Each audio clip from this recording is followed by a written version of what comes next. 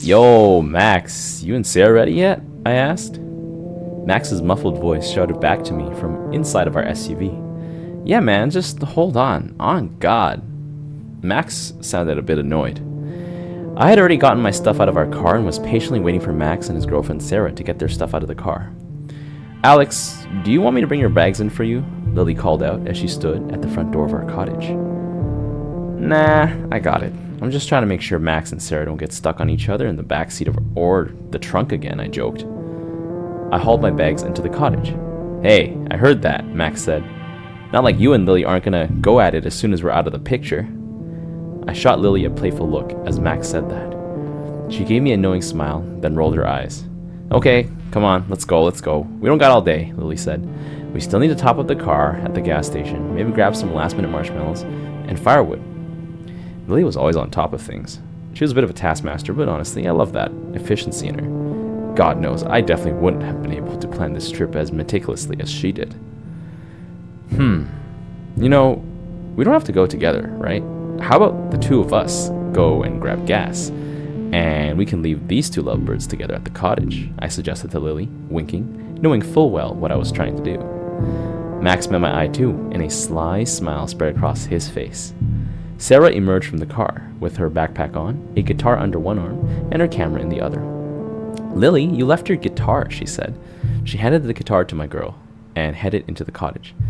Lily followed Sarah in. Okay, how about you two get dinner ready for us?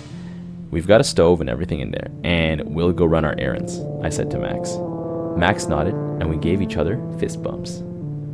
Fuck yeah, we both said, in a low, almost whisper. I got in the car, strapped on my seatbelt, and waited for Lily. She got in a few moments later. What are we getting again, babe? Besides the marshmallow and firewood, I asked. I think I'm gonna want a coffee. You want one? She replied, clipping herself in. Sure. We drove to the perimeter of the cottage lots, chatting cheerfully about the long and fun weekend that lay ahead of us. At the gatehouse, one of the rangers stepped out in front of our car and stopped us. He approached the driver's side and motioned for me to roll down the windows. I rolled them down. Where you headed to, son? He asked, with a warm southern accent. Just gonna get some gas from the nearby 24-hour station. How's your day, sir? I replied in a friendly manner.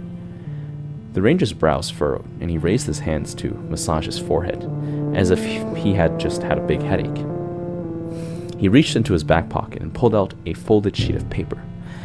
You're gonna need a copy of this, son, he said. I took the paper from him and asked, What is it? They're a list of rules you gotta follow at the station. Make sure you don't break any of them, son, he said. Sure? Okay. Can we go? I asked, rather confused. If I were you, I'd stay put and enjoy your weekend here, then get the hell out of here. And whatever you do, don't go to that 24-hour station. Nothing good ever comes out of it, the ranger said. Sure, I said, taken aback by the seriousness of the ranger's voice. I rolled up the window, glanced over at Lily with a look that said, What was that all about? Lily shrugged and turned back to looking at her phone. I placed the piece of paper in the tiny compartment in front of the cup holders. We drove for a few minutes off-site before the 24-hour station appeared on our right. The warm summer air seemed to have fogged up rapidly as we approached the station, shrouding our surroundings with an impenetrable wall of gray mist. That's kind of weird, Lily said. The fog? Yeah, I replied. No, well, yes, but also my data just went out, Lily said. We're in the backcountry. That's bound to happen, I replied. Yeah, but it was working fine up until now. And besides, wouldn't being next to a 24-hour gas station actually increase our reception? Check your phone, she said. We pulled up to a gas pump and parked. I looked at my phone and tried to open up YouTube. An unmistakable icon of no connectivity popped up. Nope, it's dead. I'm sure it's nothing. Let's go and get the stuff, I said. Babe, I don't know. Something doesn't sit right with me about this whole place, Lily said, gesturing to the gas station. Don't you think it's a little bit weird that it's so foggy around here all of a sudden? I don't know. We're by a lake and everything, I said. Okay, let's just get in there. I'm sure everything will be fine. I reached to open the door when Lily grabbed my arm. What's wrong, babe? Take a look at this sheet. The one the ranger gave us. Lily's voice was trembling. She handed the paper to me. She had just started to read it, it seems. I took it and read it out loud. Welcome to Balsam Lake's cottage country. We hope you enjoy your stay here. We strongly do not recommend that you visit the 24-hour gas station during your stay here with us. But if you must go there, follow the following rules. Rule 1. Never stay longer than you need to. Get in, get what you came for, and get out. The longer you linger, the stranger things become. Rule 2. Avoid eye contact with the cashier. They don't like to be looked at. Rule 3. If you hear whispers in the shadows, ignore them. Do not respond, even if the whispers sound like someone you know or are begging for help. Rule 4. Pay with exact change. The cashier won't accept anything else, and giving them more than the exact amount may invoke their unwanted attention. Rule 5. Do not use the restroom. Hold it in until you get out of the station. Otherwise, you may never find your way back out. Rule 6. If you see a black cat walking around, keep your distance. It's not a regular cat. Whatever you do, don't pet it. Rule 7. Beware of customers who seem to be stuck in a loop, repeating the same actions or phrases. Do not engage with them. They are trapped here. Rule 8. If the gas station suddenly goes silent, leave immediately. The sound of silence means the manager is approaching. You don't want to encounter the manager. Rule 9. Ignore the signs that point you to the exit. They do not point you to the exit you want to get to. Rule 10. If the lights go out outside the station, go inside the gas station. Do not go outside unless you want to die a slow and painful death. I looked up at Lily. I burst out laughing almost immediately. Babe, there's no way any of this is real. Come on, I said. Let's just go inside. It's just another gas station like any other. I put my hand on her shoulder reassuringly and squeezed. Lily had always been easy to scare. She wasn't the boldest girl out there, but she was definitely quite smart and down to earth. It was sort of strange that she felt so strongly about all of this. I turned, opened the door, and stepped out of the car. My skin was greeted by the biting, icy cold air, and I was knocked awake by the bitter chill. What the fuck? I exclaimed in surprise and shock. It was the middle of summer right now, but it felt like a cold winter day. I turned to look at Lily and she motioned for me to get back into the car. Let's just get out of here. We can live without some firewood and marshmallows. I really don't like this place at all. Her voice could barely hide a burgeoning panic that was surely growing within her mind. Let's get some gas, at least, I bargained. Maybe there's just a cold front here or something. Lily shook her head from side to side vehemently. I shrugged and got back into the car. At that moment, the fluorescent lights that lit up the gas pumps all went out, simultaneously. Huh, that's weird, I said while turning my head casually to glance over at Lily. Her eyes seemed to widen in terror. What's wrong? I asked. Rule 10. Get inside the gas station if the lights go out, she whispered. I scowled at her, then rolled my eyes. Come on, babe. This is all horse shit. I shit you not, but something grabbed my foot at that moment. My eyes widened with terror. I yanked my foot away from whatever that was. I didn't bother to look. I slammed the car door shut and tried to start the ignition. The car sputtered and groaned, refusing to cooperate. What the fuck? Come on, I screamed, hitting the dashboard. A massive popping sound came from the back seat, shaking the entire car and sending a shockwave through the vehicle. Lily and I were both thrown forward in our seats. My mouth smashed into the steering wheel, sending a searing, throbbing pain straight to my head. Alex, she cried out, her voice filled with terror. I extended my hand to hold hers. The back tire must have just popped, I thought. I touched my mouth with my left hand and I could feel blood dripping out.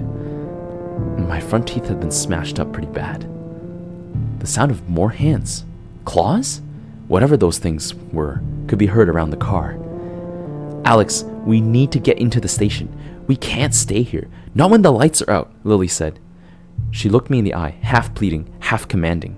The sharp, discordant sound of fists punching and breaking glass started coming from the back of the car.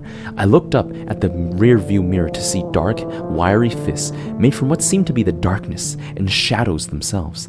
They extended out from the ground and the darkness around us like tendrils, reaching and grabbing at anything it could get its hands on. They were smashing through the glass and clawing at the body of the car.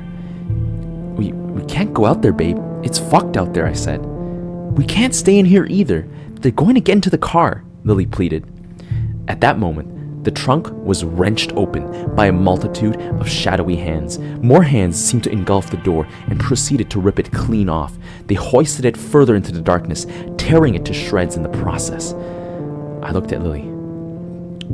"Let's go. We have to sprint." She nodded. "Whatever happens, don't look back. Keep running until you get to the station," I said to her. She nodded, fear and tears in her eyes. "Okay, let's go," I yelled. I swung my door open, bolted out of the car. Tendrils reached out and started to grab the door. I ran over to Lily's side and pushed her in front of me. "Go, go, go," I said. Hands and tendrils reached out from all directions and started to grab at us. The darkness itself enveloped us, grabbing at anything it could get a hold of. I could feel hands grabbing at my shoulders, my arms, my legs. They were strong, unnaturally so. With each step, I had to pull my legs free from a stray tendril or another. The tendrils gravitated and swarmed to Lily. They almost blanketed her as they tried to take her away. She tried to swat them away, but there were so many of them. They grabbed onto her hoodie and started dragging her away from the station. "Alex, help! There's too many of them," she shrieked. "I can't move. I'm stuck." I tried to pull the hands off.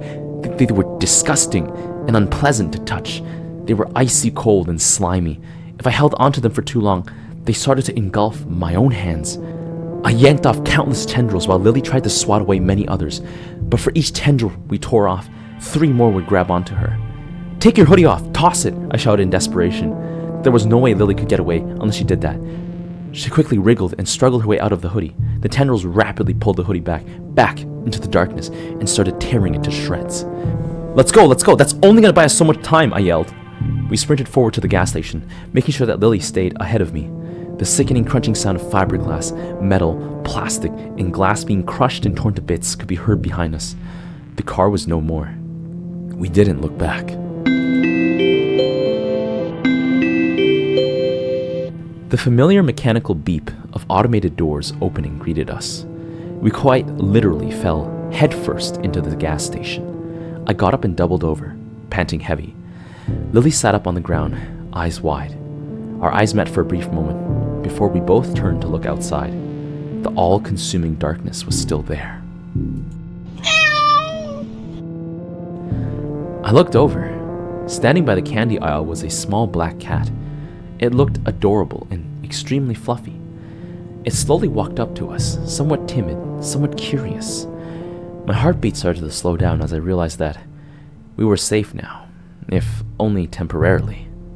I extended my hand to Lily, who promptly took it, and I pulled her to her feet.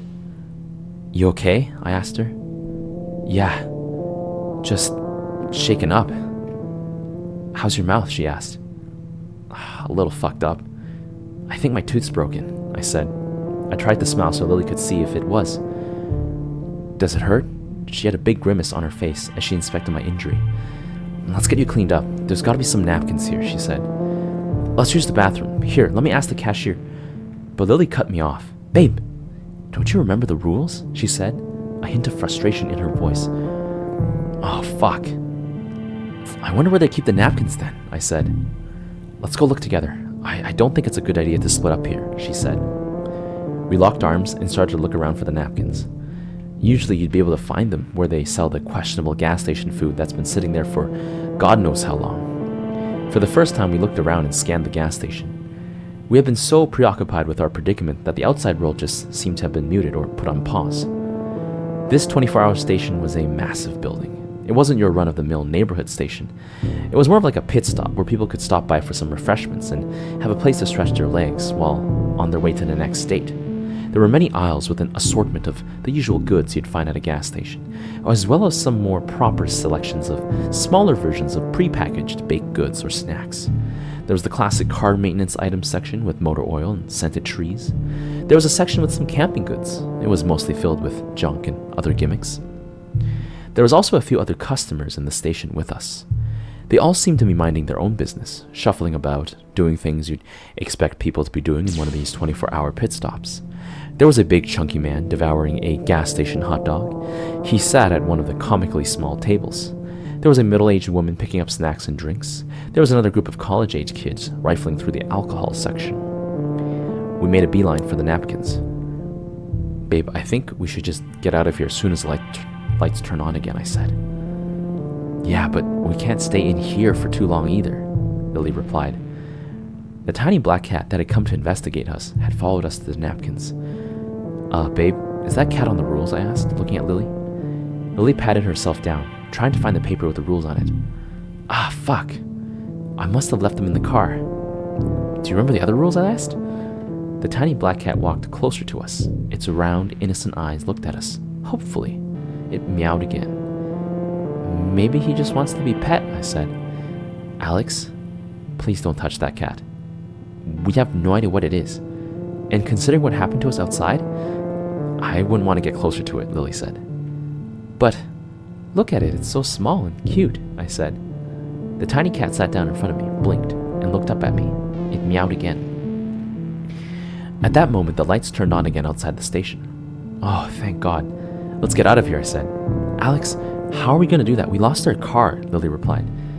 "I mean, we just got to walk back. We'll need a map," I said. "We don't even know how far away the effects of this place reach," Lily responded. I paused and thought for a moment. "You're right, but we can't stay here for any longer than we should," I said. "Maybe we can ask the other people in here for help." I gestured vaguely at the man, the lady, and the college kids. Wait. Let's observe them first. If they're stuck in a loop, then they're probably trapped here forever," Lily said. Lily and I decided to go and take a seat at one of the tables in the dining area. We sat in the corner and watched. The big man had just finished his hot dog when we sat down. He got up, went over to the hot dog machine and picked out another fresh wiener and placed it into a bun. He went up to the cashier to pay. That's when we first paid attention to the cashier. He looked like your average college-aged clerk, albeit a bit disheveled. But his eyes, they were hollow and bereft of pupils. He didn't speak as the big man placed the hot dog on the counter. He simply extended his hand out, but in a fumbling, awkward fashion, as if he was not used to having hands at all. The big man handed him some cash. The cashier looked down. Instead of how humans would move their head up and down, the cashier's head flopped down sideways, as if it were just a rag doll of some sort. "The payment is not exact," the cashier rasped, his voice rattling with each word. "What's that?" the big man said. "Oh, yeah. Can I get some change?" "Change?" said the cashier.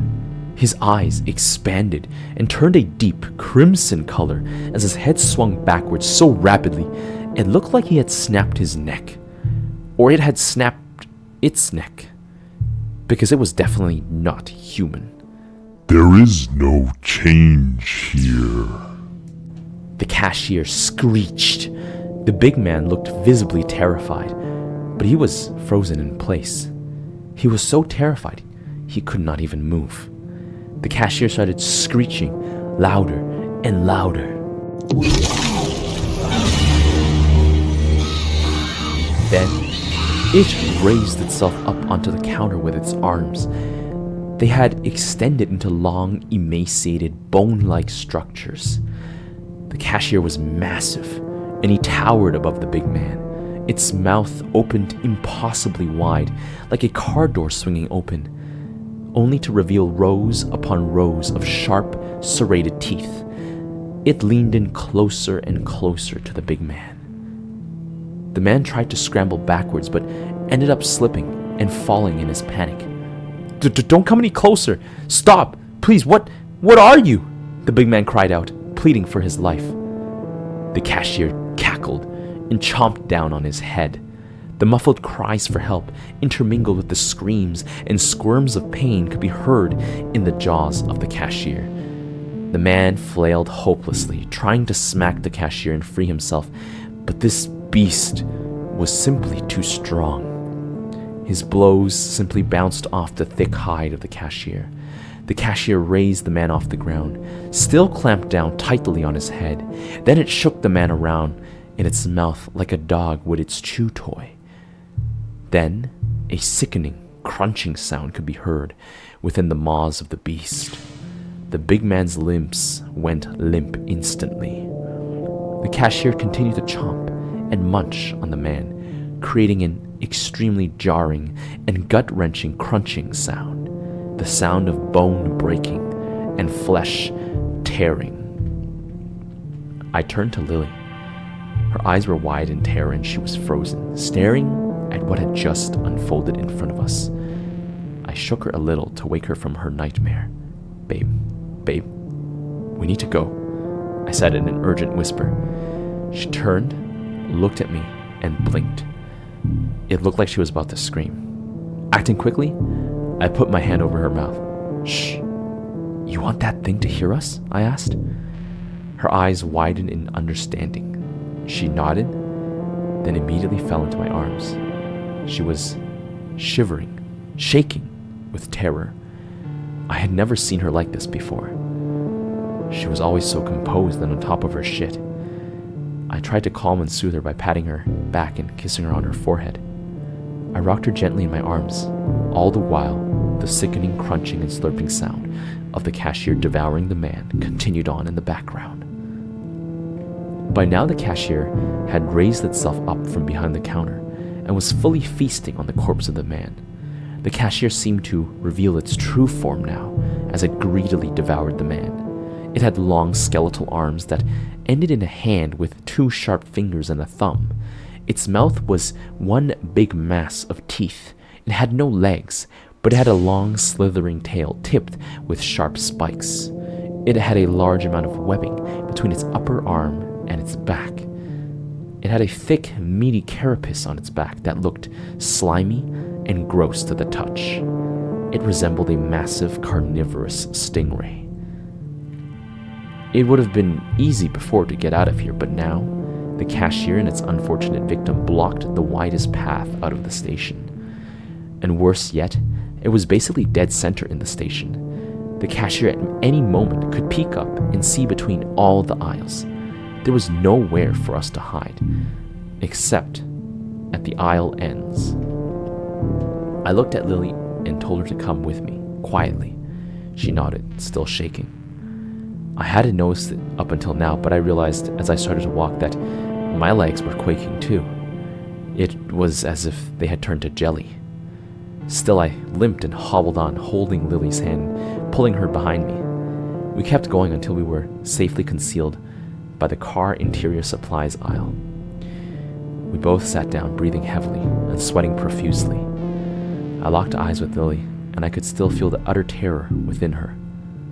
Come here, I said, motioning her to come closer to me. She did, and we held onto each other tightly. Hey, you two, over here, someone whispered.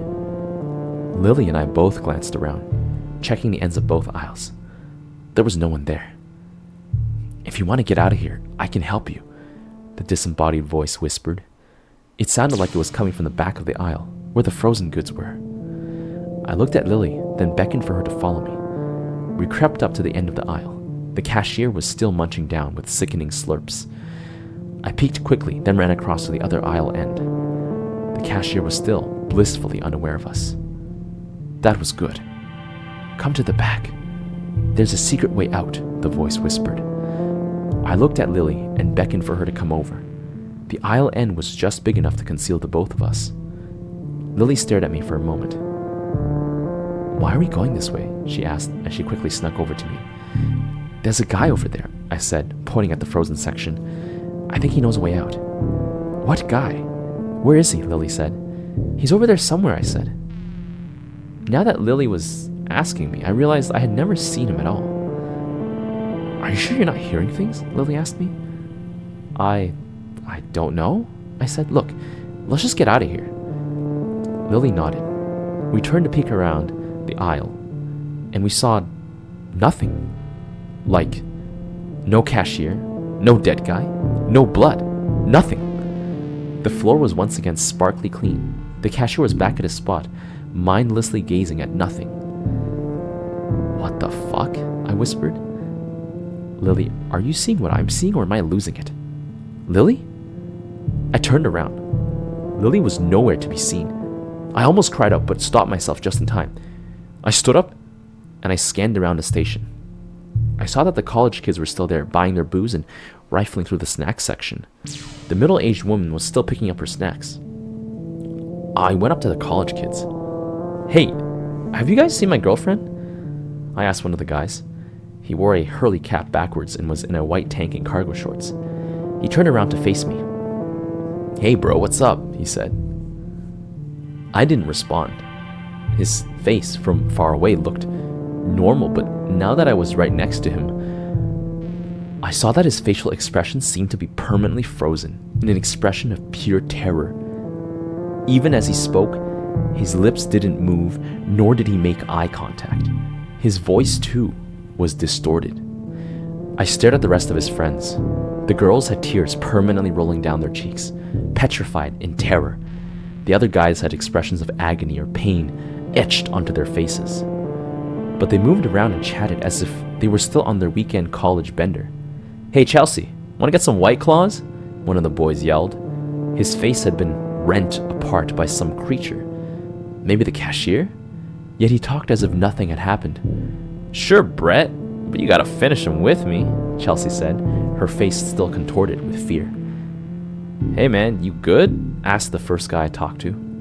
"Yeah, sorry, I gotta go," I replied. This whole interaction was uncanny and jarring. It felt so wrong. "Babe, I'm over here. I'm just using the washroom." It was Lily's voice, coming from the washrooms. I quickly turned away from the college kids.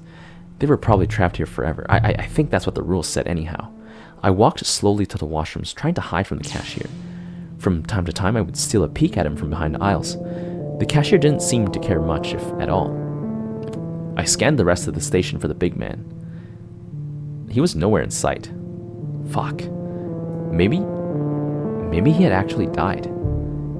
Maybe he never actually came to the station. Oh, fuck. For his sake, I hope it hadn't really happened. But I gotta find Lily. "Babe, I'll be out in a minute," Lily said, her voice echoing from the women's bathroom. "Damn it," I cursed. "Not so loud. What if the cashier hears you?" I thought to myself. There was no way I could tell her that, though. Finally, I had cleared the aisles, and I walked past the cashier to the food area. As soon as the cashier was out of sight, I started sprinting towards the washrooms until a hand came out of nowhere and grabbed me by the back of my shirt. "Alex, stop!" "Lily?" I exclaimed in confusion. I turned around and there she was, pale as a ghost, holding onto the back of my shirt. "Weren't you in the bathroom?" I asked. "I heard that too. That's not me in there," she whispered. "Babe, Alex, I think there's something in here with me," Bathroom Lily said. I turned and stared at the Lily who was holding me. She shook her head adamantly. "Alex, I'm right here," she said. Babe, help me!" screeched Bathroom Lily. The sound of stalls smashing and washroom tiles breaking echoed from the washroom. "Please, Alex, let's just get out of here," Shirt Lily said, pleadingly. "We have the map. We can just go." She looked like she was on the verge of tears. Lily's screams and cries could be heard resounding in the washroom. I wrenched Lily's hand off my shirt. "Look, I don't know if you're the real one or not, but if you are the real one, wait here. If you aren't, then I've made the right choice," I said calmly. I dashed to the women's washroom. I burst through the front door, fists clenched, ready to face off against whatever it was that was attacking my girlfriend. Except there was nothing there. The women's washroom was pristine. I closed the door and stepped back out into the hallway. Except now the hallway seemed to be longer, subtly. I started walking back to where I had left the other Lily, the real Lily. After a few seconds, it still felt like I was really far away from the entrance I'd come from. If anything, it felt like I was further away than when I had started walking. Fuck it. I started to run. After about 5 seconds, which is how long it took for me to get to the washroom in the first place, it seemed like I had put even more distance between myself and the entrance to the washrooms. Lily looked like she was moving further and further away from me for each step I took. What the fuck, I thought? I stopped running. I scanned my surroundings. I was still next to the women's washroom. On the ceiling, there was an exit sign that pointed to another dimly lit hallway to the right of the men's room. Maybe this is the way out? Lily, I'm gonna try this way, I said. Alex, what are you doing? Just wait there. Let me get help, Lily replied. Fuck it, I don't have any other choice, I said to Lily. Every step I take pushes me further back. I followed the exit sign into the hallway. It looked just like the hallway I'd come from. I could hear Lily's distant voice telling me to stop, to come back. At the end of the hallway, there was an exit door. I pushed it open, not knowing what to expect on the other side. Maybe it would take me outside the station. I stepped out into the freezer of the gas station. I could see the entire station. There was the cashier, Lily, the trapped college kids, and the middle-aged woman. Well, that was easy. I walked up to the milk and moved it out of the way. You know how they have those racks in the giant walk-in freezers? Yeah, just like that. With the milk out of the way, I tried to push the freezer door open. The only problem was it wouldn't budge. I started to bang on the glass. Maybe if I made enough noise, Lily would notice and help me get out of here. But I also didn't want to alert the cashier. I tried to jump and wave, and I looked like a fucking idiot. But Lily didn't seem to notice me at all. Fuck it, if the cashier comes over, maybe at least he could smash through the doors for me and I can find some way to dodge him before he comes after me. A small black cat. The same black cat from before. It had somehow appeared next to me, inside the freezer. Do you know how to get out of here, buddy? I asked, knowing that cats definitely couldn't reply to me. Well, you may leave my domain for a price. Wait, who the fuck said that? I looked around the empty freezer. There was no one else in here except for myself, the cat, and a bunch of cooled drinks. Over here. There it was, the voice. I looked at the cat. Are you... Yes, welcome to my realm. I just want to get out of this place. Please? Do you think you can show me the way out? I asked.